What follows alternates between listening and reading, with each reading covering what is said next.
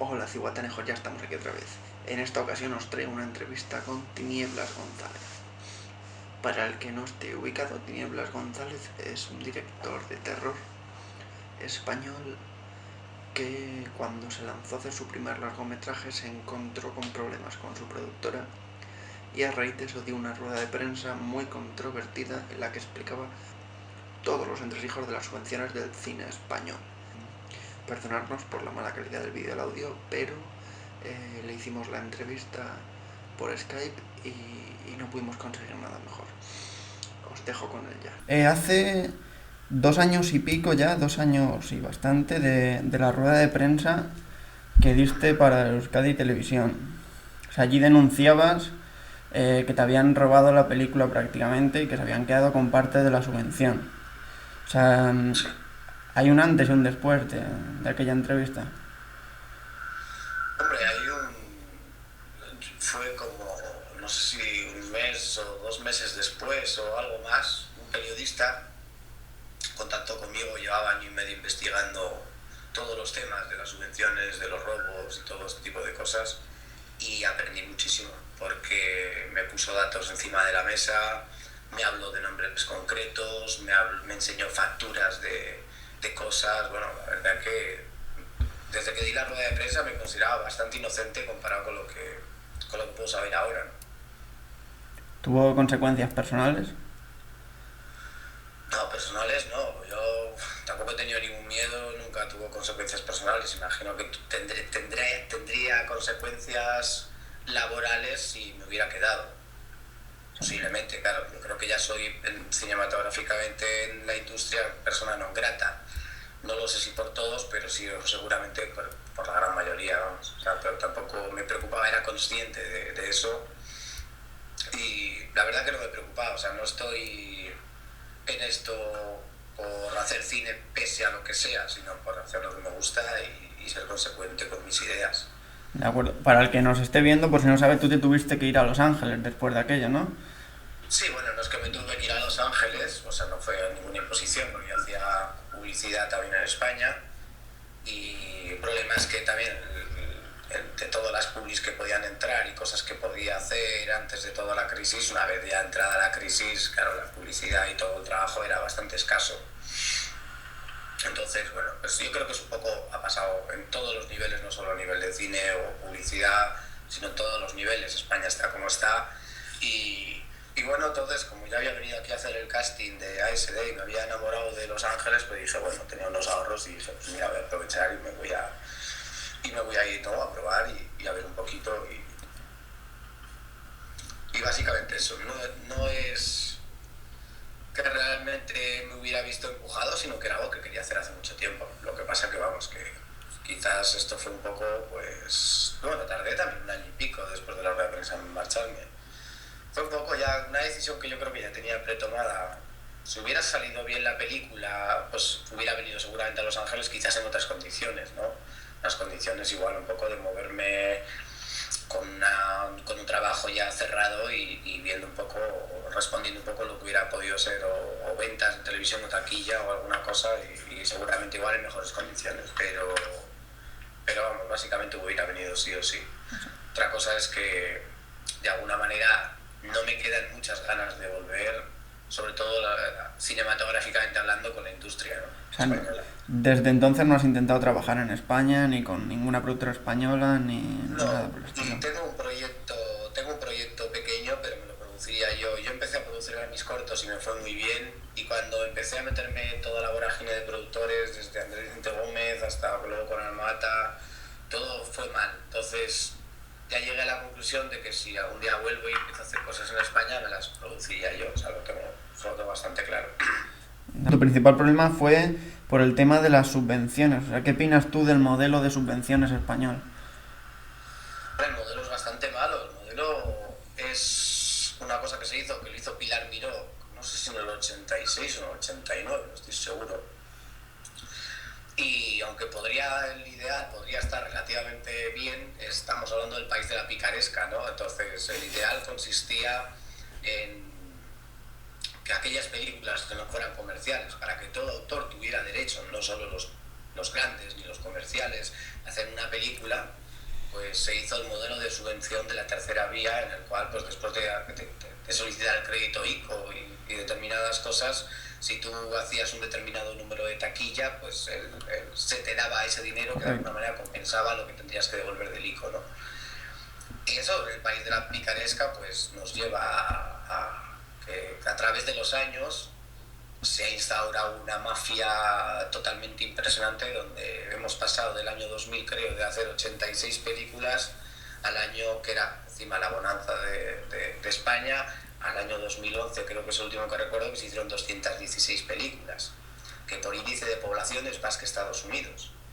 Sí, O sea, justo índice de población, producir más que Estados Unidos, todas las películas, además de 3 millones de euros, curiosamente, porque viviendo aquí año y pico te puedo contar cómo funciona un poco esto y es impresionante, ¿no? Porque aquí hay cabida absolutamente para todo, desde películas que se hacen por $30.000 hasta películas que se hacen por $30 millones o $50 millones o 150, ¿no?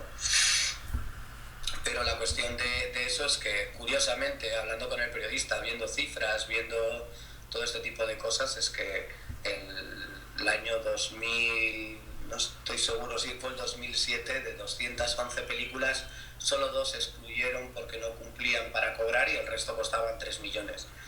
O sea, películas de gente noble, o sea, es muy sospechoso ya que no hay una variante, que no haya películas, pues sí, hay alguna que se saltaba, que costaba igual 8 o 9 millones, que son las que de alguna manera tienen que abanderar como película realmente comercial y como películas realmente que tienen ilusión de tener éxito, pero realmente hay un sinfín de películas, de unas 200 películas que cuestan, curiosamente, películas y documentales que cuestan 3 millones de euros. O sea, es un poco la cifra clave, ¿no? O sea, es ahí donde realmente se puede empezar a sospechar, ¿no? Pero entonces, ¿tú subvenciones sí o subvenciones no? O sea, A ver, no al modelo español, yo haría el modelo francés, haría el modelo alemán, el modelo neozelandés. O sea, a la subvención realmente no ayuda mucho a la cinematografía, sino que realmente lo que deberías de proteger al autor, ¿no? O sea, hacer que el autor no se excluya. Autores que sean, no te hablo de un director de cine comercial, sino lo que podríamos llamar el autor, ¿no? Es una persona que realmente va a contar una historia que no es muy comercial, es una historia que es más artística, por decirlo de alguna manera, pues claro, no se va a quedar en la calle. En ese sentido, aquí es lo que llamaríamos el autor en Europa, es lo que llamaríamos aquí al cine independiente, ¿no? sí, pero esto no encaja mucho en lo que tú dices, ¿no? Decías en la rueda de prensa que en España se subvencionan las productoras, no al autor. Claro, ese es el gran y gravísimo problema. Pese a que hay una condición, que si es autor Nobel te dan más dinero. Si autor Nobel se considera aquel que ha hecho menos de 3 películas. Por eso realmente no solo ruedan como directores, si te fijas en las películas españolas no ruedan siempre los mismos. Hay cantidad de directores nuevos que desconocemos y que nunca llegaremos a conocer en la vida porque ganan más. Y es porque se necesita directores nobles, ¿no? Para que te den un tope máximo, ¿no? Para que realmente puedas entrar en el complejo. Y eso realmente es porque supuestamente la ley quiere amparar a esos nuevos creadores, pero por otro lado, claro, le estás toda la potestad a la productora. Echa la ley, echa la trampa. Claro. Y luego, una de las grandes y catastróficas y principales cosas es que realmente el guionista, el director no están sindicados, no hay nadie que los proteja, no hay ningún organismo que los proteja, no tienen absolutamente ninguna defensa. De instaurarse un sindicato, pues como estamos en el país de la picaresca, repito, pues aquellos que estén en el sindicato seguramente no podrían hacer ninguna película, porque el sindicato les protegería, ¿no? Entonces, es un poco complejo. Yo lo que realmente opino de la subvención es que está catastróficamente mal hecha, primero por 2 motivos, porque se subvenciona a una tercera vía que es bastante irrisorio, que es que si tú estrenas la película y recaudas 24.000 euros, puedes optar a que te devuelva el Ministerio de Cultura, que te dé de 750.000 a 900.000 euros. Eso me parece una catástrofe. Porque realmente, claro, o sea, estás jugando que ese dinero, o sea, es tan pequeño para todo lo que te están dando, que claro, que es el dinero realmente con que se produce una película, ¿no? La idea de lo que yo siempre he hablado y que llevo defendiendo, yo creo que ya desde el año 2000 o 2001, es la subvención de la taquilla. Que al español le cueste muy poco ver su cine. O sea, Sí, Esa es una manera de la que realmente proteges el cine del cine americano. No podemos pagar, no sé lo que se pagará en España, creo que serán 9 euros, me parece, por una entrada de cine, ¿no? sí, está carísimo últimamente, se están haciendo Bueno, promociones y demás. Tú has llegado a decir sí. que el español no debería pagar por el cine español, ¿no? Que ya lo paga. Claro, yo he llegado a decir eso en base al modelo actual, porque es que ya lo están pagando. O sea, así de claro. Pero lo que yo quiero decir es, ¿por qué no subvencionar la entrada? ¿Por qué no subvencionar que al español le cueste ver una película española 3 euros? O sea, es que eso realmente es la salida. Y estamos hablando de subvenciones que se pueden llegar a ejercer a ese nivel de bajar el cine y de compensar a las salas por poner películas españolas, etcétera, etcétera, y que llenarían de gente. Ya que el cine español no conecta mucho con la gente, que ese es el principal problema realmente, que eso no hay Dios que lo arregle hasta que no dejen a los directores y a los guionistas realmente ser creativos y hacer cosas que puedan conectar con el público. Eso es lo que realmente hace pues, que el público minoritario que no va al cine y que le puede llegar a gustar, entre comillas, el cine español, drama, comedia más típico, la gente de unos 50, 60 años empieza a ir al cine porque le va a costar 2 o 3 euros. Y que la gente joven, pues hombre, la gente joven va a ser más difícil atraerla. Quizás los de 30, 30 y pico años todavía tienen un poco más la pasión por cultural, pero está claro que incluso en estas rebajas grandes que vemos, si es gente que realmente no está dentro del mundo del cine, gente con 20 años no ves ni siquiera pagando ese dinero.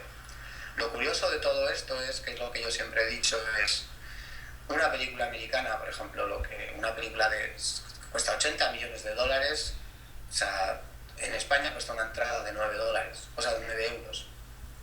Y una película que ha costado 3 millones o que ha costado más o menos eso cuesta lo mismo. Eso es impensable, es que eso no se puede admitir. Primero que en Estados Unidos ni siquiera es así. En Estados Unidos tú puedes ver Spider-Man por 18 dólares, que es lo que te cuesta en ver uno de los mejores cines, pero luego si te vas para los barrios mexicanos y los barrios más pobres y los barrios tal, tienes cines de 9 dólares. Porque no tienen unos megaproyectores, porque no tienen... O sea, aquí puedes encontrar todo tipo de precios, incluso de 5 dólares. O sea, incluso creo que hay uno que es... Claro, el cine Tarantino creo que cuesta unos 5 dólares. O sea, el precio fluctúa totalmente, dependiendo del cine que vas, dependiendo del precio que pagas. Eso en España no ocurre. En España puedes pagar lo mismo por una película de 80 millones de dólares que por una de 3 millones. Y eso pues no es justo.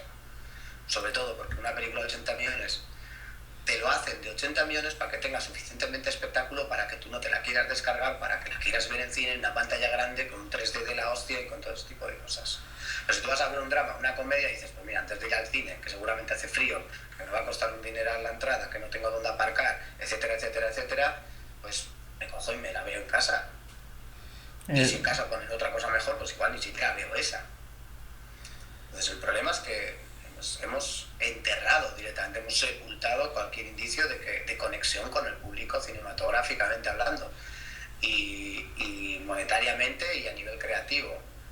Sí es cierto que yo estaba viendo esa noticia de que se está recuperando un poco y de que se está haciendo esa especie de oferta de un día a la semana, me parece que es, no estoy muy seguro. Sí, No los sé miércoles. Vale, 3,90. y dije, joder, menos mal, una buena idea dentro de tanto engaño y de tanto Cristo, ¿no? Pero el problema es solo de modelo, también es la cantidad. Se da poco dinero porque... No, no es que se dé poco dinero, a ver, no se da poco dinero, el problema es que se da dinero. O sea, el problema es que se da dinero, entonces, si el dinero realmente se hubiera repartido y el dinero pues, tuviera un destino claro, lo que hablamos, lo que se habla en España últimamente un poco con toda la corrupción, que es la transparencia, que no la hay en absoluto, ¿no? Y de qué montante va y qué montante está subvencionado, qué cosa no está subvencionada, etcétera, etcétera, se nos damos cuenta de que el productor que más películas hace de España es Gerardo Herrero, y es un tío casi desconocido para el público. O sea, no es que tú hablas de Buckenheimer y la gente lo puede llegar a conocer en España incluso, porque es Piratas del Caribe, CSI, pero dices, bueno, ¿quién es este hombre Gerardo Herrero? Pues bueno, este hombre Gerardo Herrero tiene una historia impresionante. Es decir, mira, tío, es que estás haciendo 10 películas casi al año. O sea, ¿dónde están esas películas? Si le dices a un ciudadano de a pie que realmente se hacen una media 200 películas al año españolas, dice, pues sí, yo no las veo, pero si es que ni siquiera veo los títulos. No se hace promoción de las películas, no se hace absolutamente nada. Es una mecánica que generan mucho dinero limpio y lavado al año. Porque realmente, claro, una vez que ha pasado todos los filtros de que realmente has justificado una película con un X dinero y te estás llevando a la saca, todo lo que te estás llevando a la saca está totalmente lavado fuera de Hacienda y todo, porque ya está totalmente limpio. Claro. Entonces, ¿tú crees que sea posible crear una industria del cine sólida capaz de competir con el cine europeo? Pues al paso que vamos, no. Primero porque hay mucha complicidad, o sea, yo no solo diría que la culpa la tiene el productor, es que la culpa la tienen hasta los técnicos, es que todo el mundo dentro del cine sabe más o menos cómo funciona y todo el mundo acepta ese funcionamiento.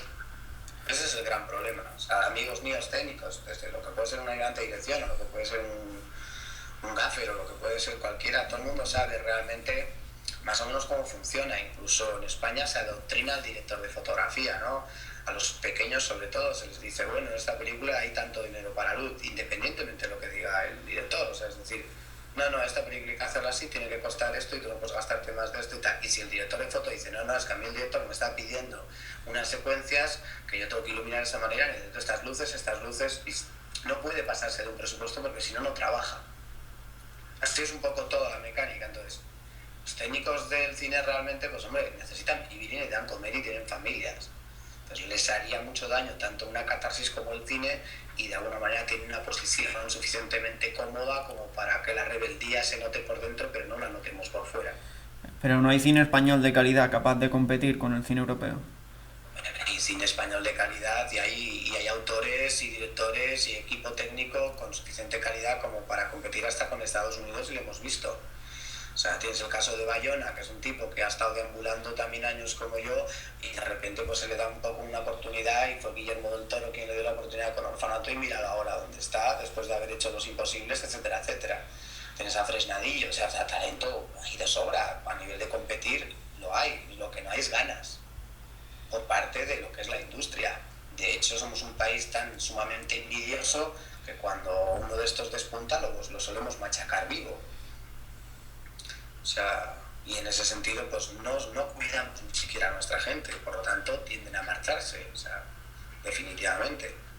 Pero por supuesto que hay Luc Bessones en España, el problema es que no los dejan vivir y que o entras en el círculo o estás fuera del cine. Mira, Juanma Ulloa es un gran amigo mío, es uno de los directores mejores que ha habido en España, desde hacer su cine de autor más intimista ganando premios mundiales internacionalmente hasta haber hecho la única película que había desbancado la taquilla de Los Vingueros antes de Torrente, porque realmente el impasse fue Airba.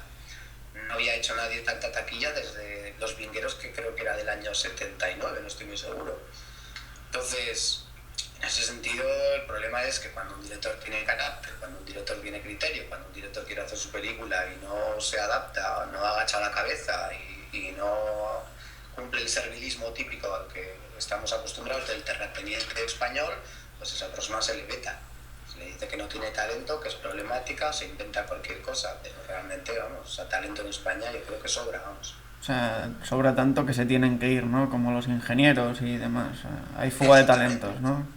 La fuga de cerebros que están haciendo en España, pues, que la hemos visto hace poco con el hombre el investigador de células madre, que se va a ir con 12 del equipo, o sea, da exactamente igual. Yo creo que España tiene un problema histórico y desgraciadamente tanto a los políticos como a los empresarios poderosos de este país y a los grandes poderes fácticos les interesa un pueblo sumiso e ignorante, y esto viene mucho del franquismo, y aunque la mayoría de la gente del cine que les gusta ese tipo de servilismo supuestamente es de izquierdas, el servilismo en España es algo que todavía no nos lo hemos quitado de encima.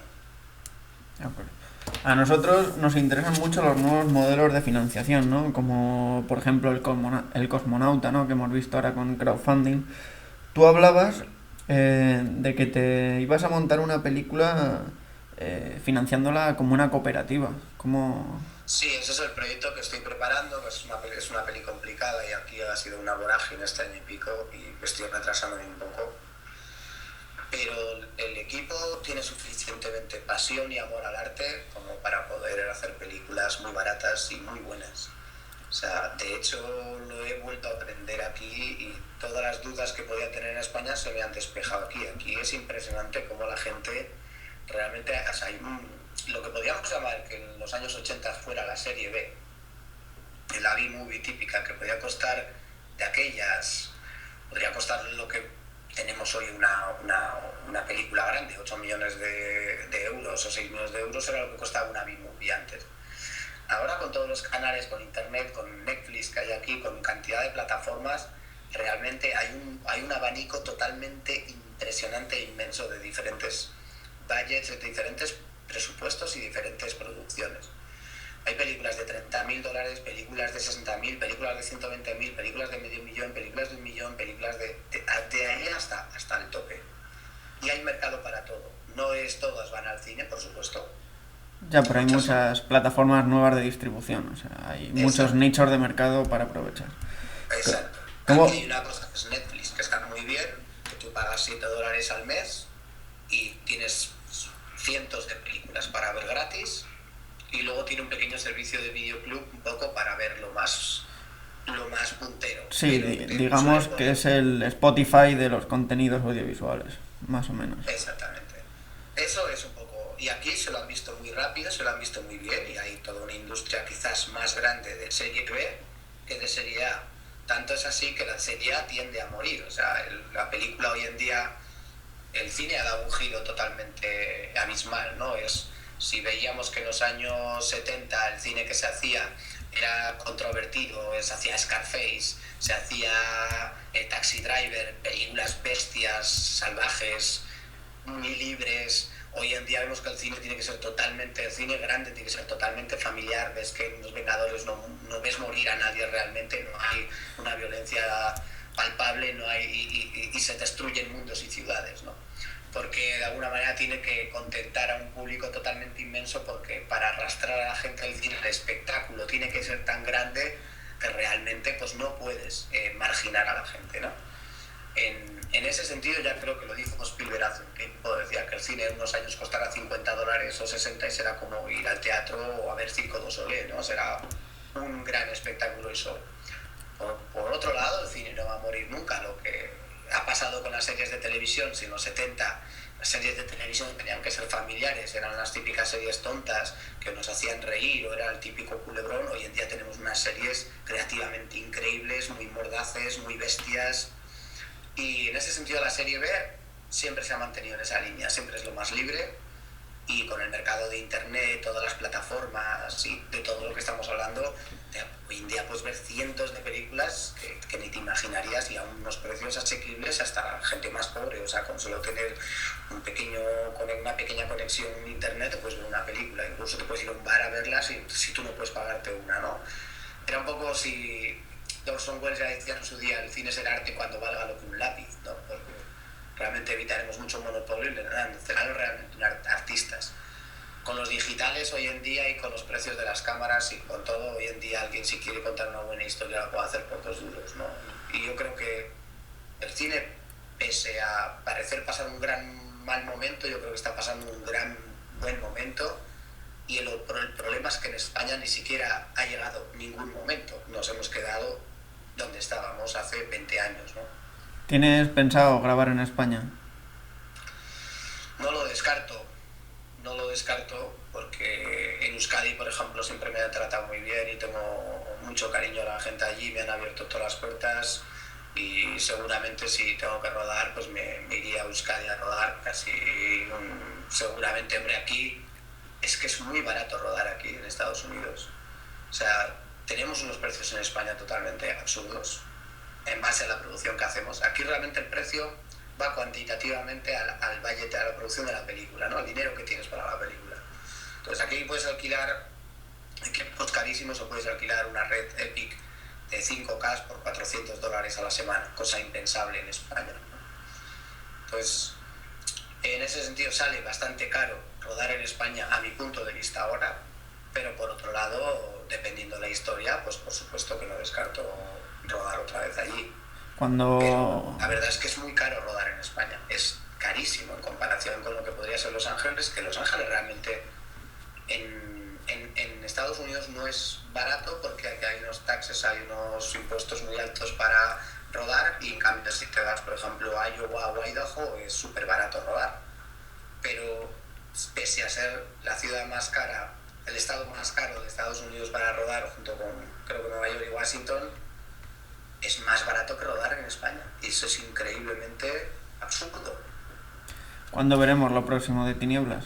¿Cuándo tienes pensado lanzar algo? Pues no lo sé, porque estoy haciendo varias cosas ahora. Estaba grabando un videoclip para un grupo que se llama Stirpe, para hacerles un favor muy baratito. Estoy preparando 3 guiones, uno de una serie de televisión que ya llevo 1 año y pico trabajando, que es muy compleja.